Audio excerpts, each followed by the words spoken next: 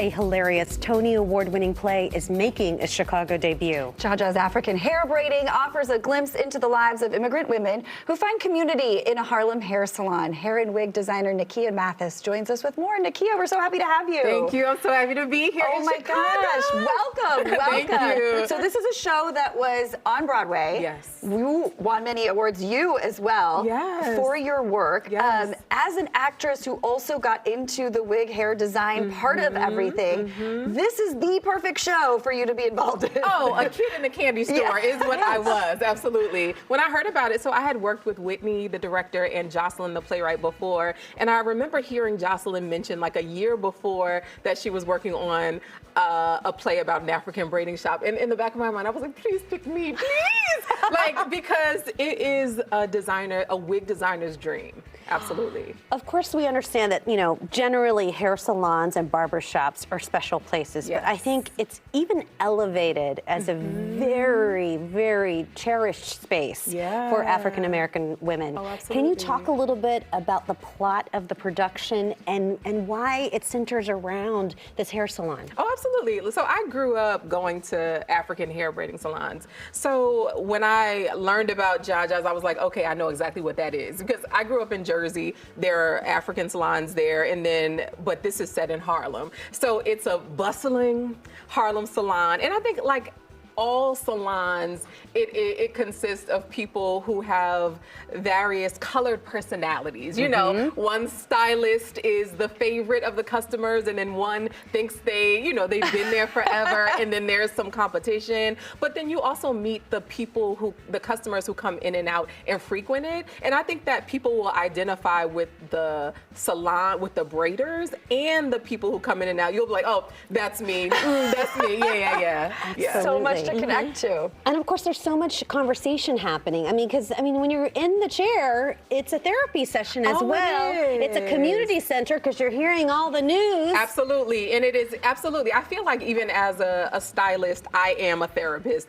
And absolutely, first of all, you spend hours as a braider with someone in your seat, and sometimes there is heartbreak, problems at work, all of this stuff, and then there is actually one style in the play that is a 10-hour-long process that we have to turn around in an hour and a half because that's how long the play lasts. So how does that work? I read about that. There's a little bit of magic behind the scenes. So that had to be cool to figure out and try to determine how are we going to do this? Yeah, when I got the job, I think that was the exciting thing. Like, okay, what are we going to do? How are we going to make this magic happen? And then when I had to do it, all of a sudden it was like, wait a minute, my mind thought that I knew exactly how this was going to go. But what happened is that there's one specific magical hair moment where a customer comes in and she never leaves the stage, but she has to transform. Wow. And I was like, wait a minute. I was thinking that Whitney was going to,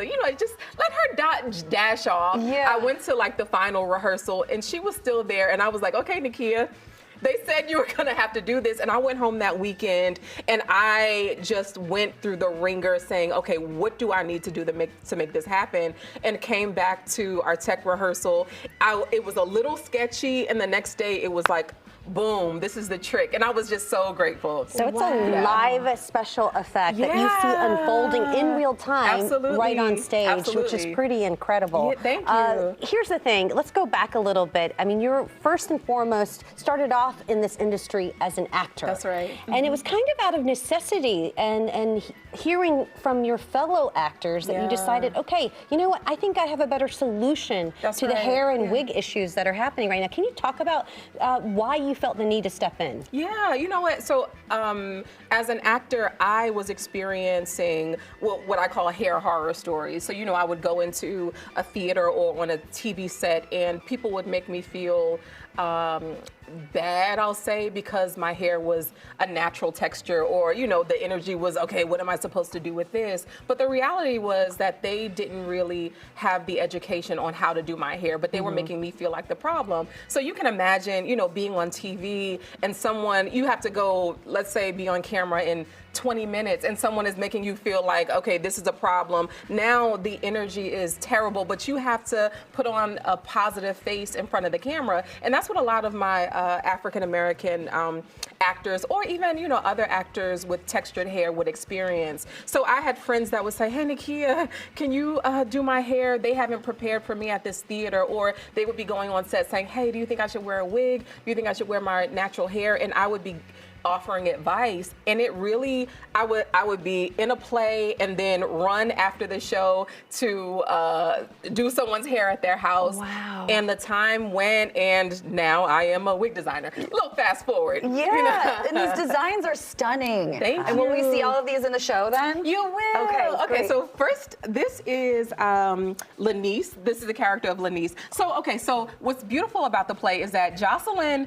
actually says what the styles are. Oh, so great. someone comes in and says, I want lemonade braids, which these are. But this is one that she specifically did not say.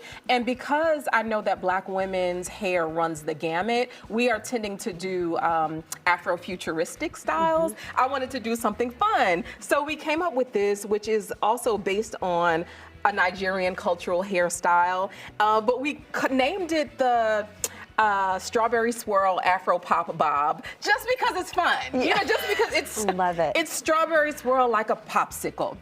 But these are Ghana braids, and these are what Jaja, who is the salon owner, it's actually her wedding day today. Can we spin this around just Oh, to see the back? That's so absolutely. gorgeous. Oh, the camera's on it right details. now, so there you go. So we actually initially wanted to do something even a little more Afrofuturistic, a little more modern. And Jocelyn was clear that Jaja, because she's a store owner, she is an immigrant. She hasn't actually fully been immersed into American culture yet. She would have something more traditional. So we decided to do the traditional Ghana braids, but I wanted it to have some sense of something special to There's something it. regal about it, Something too. regal, Indeed. absolutely. Yeah. And So, look at that, yeah. gorgeous. Thank And you. Look at that lace front. You wouldn't even be able to check that on Yeah. stage. And then you said these were the lemonade These are braids. lemonade. So we all remember Beyonce Yes. and Lemonade. So these are her iconic lemonade braids. And Yes. someone comes Stunning. and asks for them, and this took a long time to do.